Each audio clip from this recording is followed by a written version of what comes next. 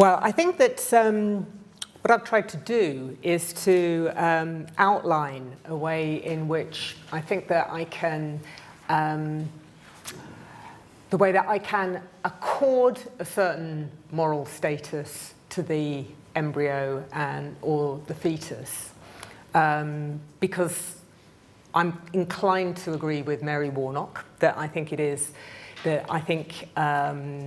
we should privilege our species and the development of individuals and our species in that particular way. And I think that what I've done is to outline a way in which we can look at extending a moral status and respect for those entities,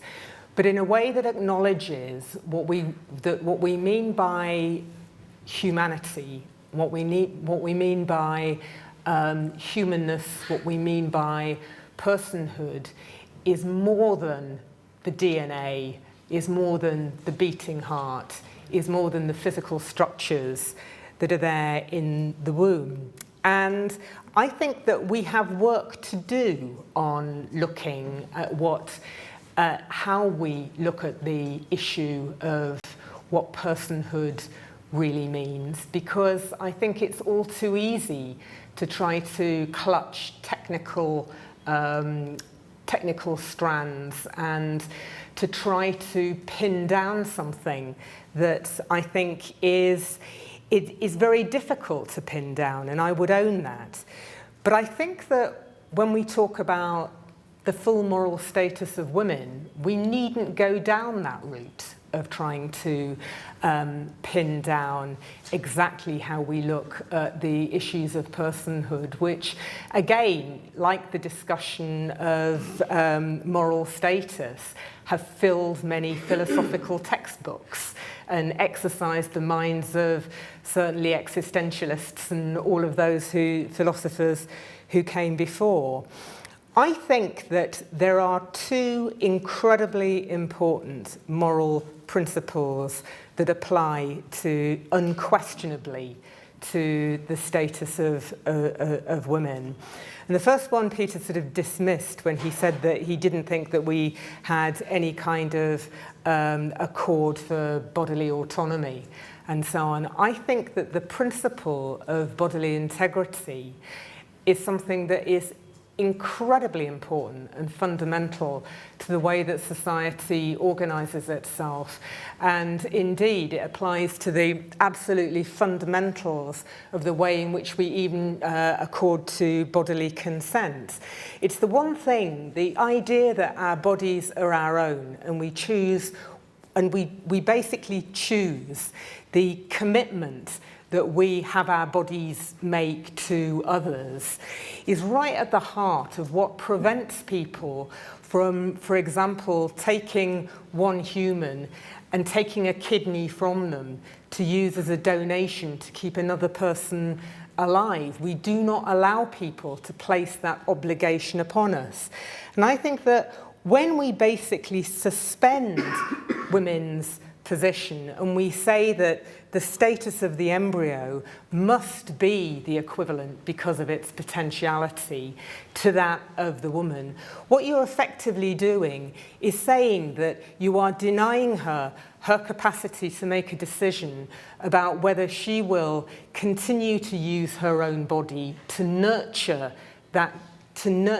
embryo or that fetus and to bring it into existence in a way that you would not even do with someone who had already been born. So, for example, you are putting the onus on a pregnant woman to continue to nurture and to bring into life that unborn child in a way that you could not put a moral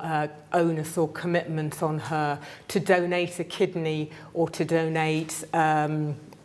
donate any other organ to keep alive her born son or daughter. You might think that it was morally wrong for someone to refuse to make a transplant of bone marrow to keep another person alive, but it's certainly not something that you could compel them to do. So I think that that whole question of bodily integrity, that notion that our bodies are our own and they are not just to be used for the maintenance of others unless we accord that desire from ourselves, I think is very important to women, because all the time that the fetus and embryo is in the womb, you cannot act upon them. You cannot insist that that is brought into being, into life, without somehow forcing a woman to suspend her own capacities that exist around bodily integrity. Similarly, when it comes to the question of moral autonomy, I think that one of the things that we generally accord to people is the notion that we can make moral decisions for ourselves in areas that are contested when they cause no harm to other human beings. Now, Peter, you will say, but that assumes that the embryo and the embryo or the fetus is not a human being. It begs the question. And I will say to you, but to cause me to do that begs the question that it is a human being. And where these questions are contested morally, I would put to you that we have to make it a matter of our own consciences and our own ability to make those decisions for ourselves. Because to deny us the ability to make those decisions for ourselves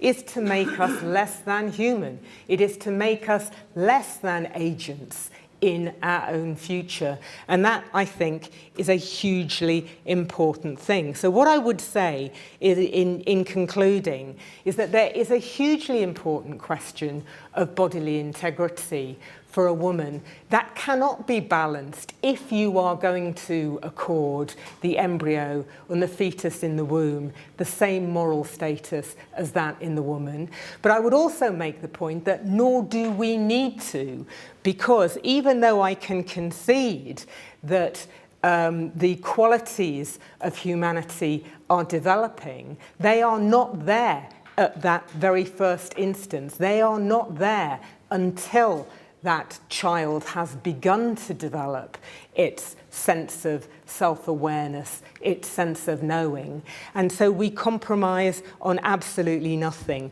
We can continue to maintain that the embryo has moral status. We can say that that has to be qualified, and it particularly has to be qualified when that embryo or fetus is still within the body of the woman. And indeed, we need to do so if indeed we are going to continue to give the woman her own moral status. And the only way that you can possibly maintain your position that the embryo and the fetus has the same moral status as the born is if you are somehow going to put the woman into a position where she is less than able to exercise these qualities which at the moment we think are essential in modern Western democracy to what it is indeed to be human.